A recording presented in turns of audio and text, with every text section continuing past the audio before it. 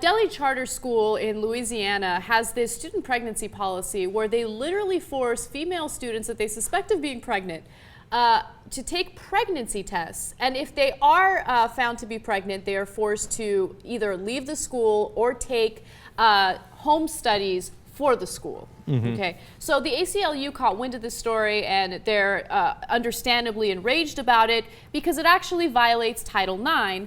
And I want to read to you guys what that means. Title IX of the Education Amendments of 1972 state, schools cannot exclude any student from an education program or activity, including any class or extracurricular activity, on the basis of such student's pregnancy, childbirth, false pregnancy, termination of pregnancy, or recovery therefrom. What I love is how clear this violation is.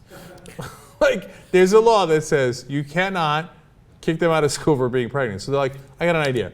Why don't we kick them out of school for being pregnant? Okay, well then why don't you go rob a liquor store while you're at it? I mean, it's clearly illegal. And they're like, we're Louisiana, we're going to do it. Well, not only we're Louisiana, we're going to do it. I feel that they believed, oh, we are a charter school, therefore we don't have to worry about any of these laws and we can do whatever we want, except you are still receiving public money and as a result, you need to follow the law.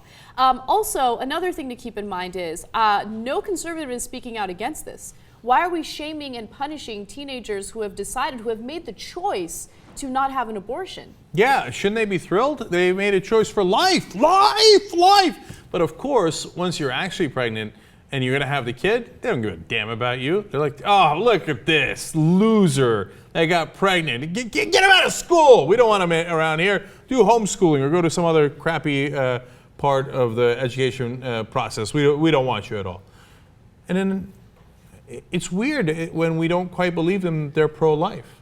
Exactly. You know, amazing statistics, 70% of teen girls who give birth leave school due in part to illegal discrimination. So it's because of ridiculous policies like this where they feel like they don't belong in the school and they have to leave. And this is something that conservatives should be fighting against every day.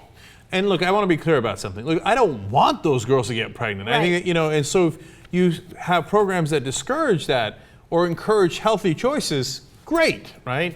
But you can't do this after they're already pregnant.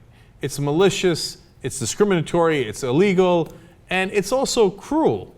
Remember, we were talking about all of those pieces of legislation that Republicans were trying to pass to force women to have babies that they didn't want, right?